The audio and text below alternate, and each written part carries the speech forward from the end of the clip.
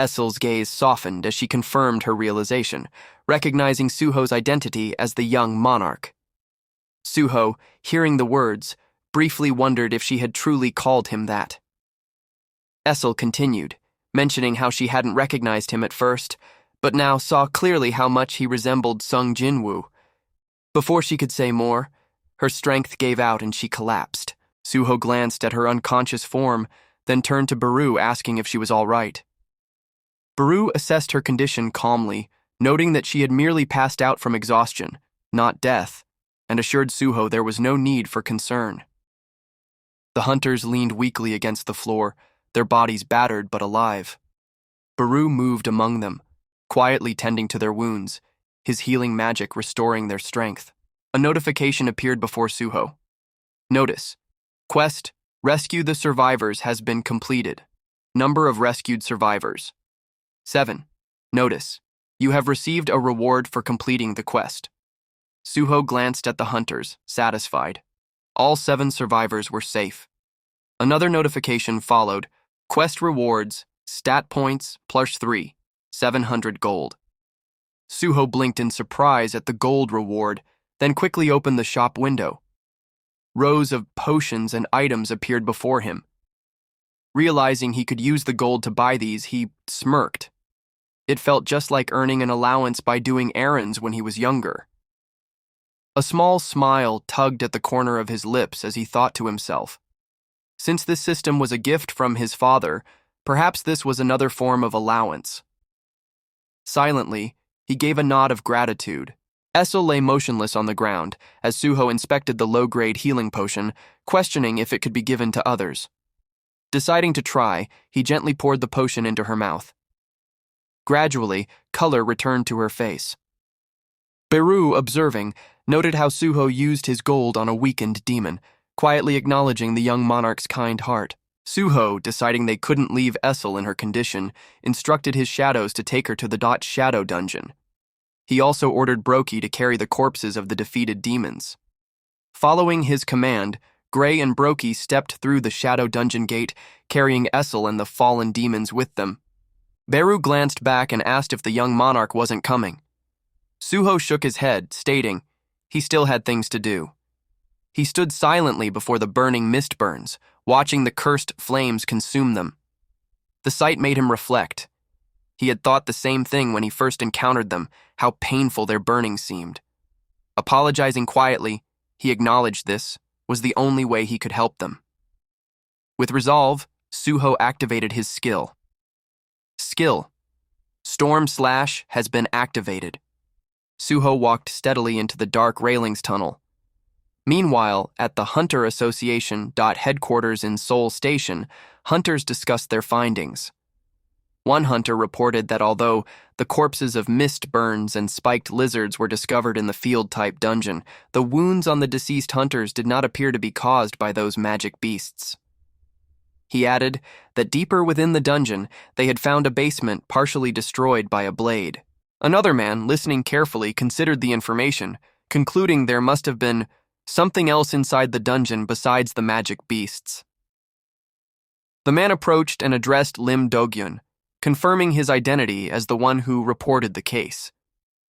He mentioned there was a record of someone named Sung Suho listed in the .raid team's hauling unit and asked if Lim knew him.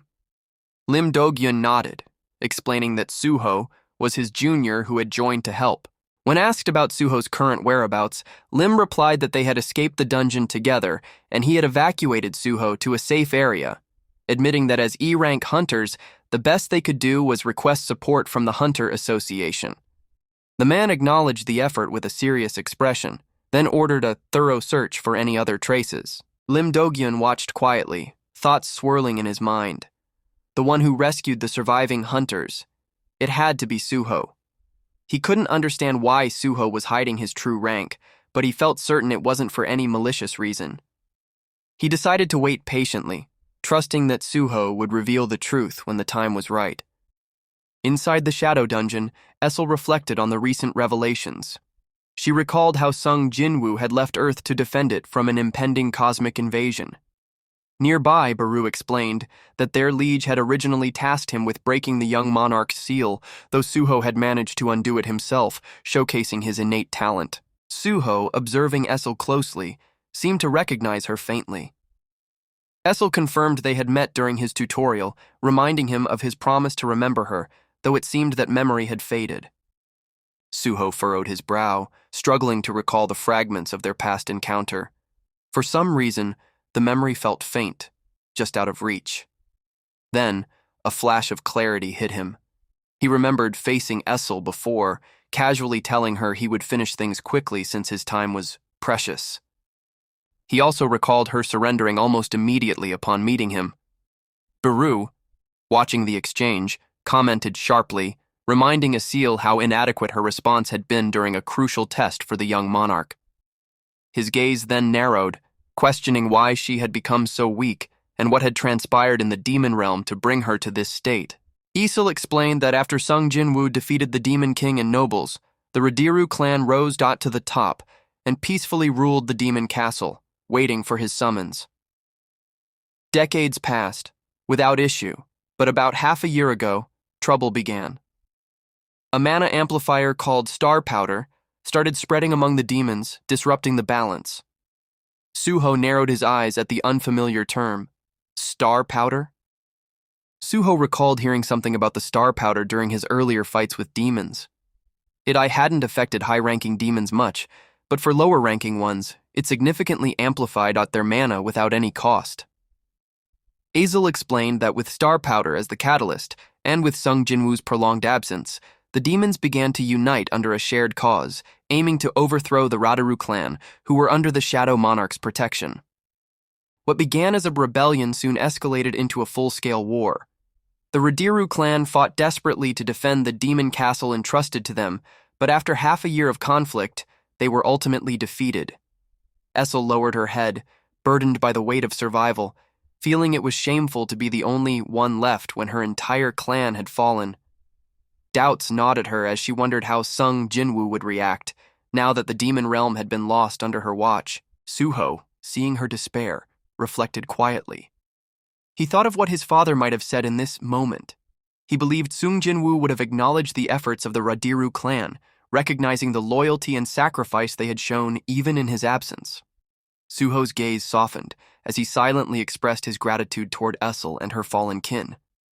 He resolved to help her, rebuild, determined to stand by her side and restore the Radiru clan together.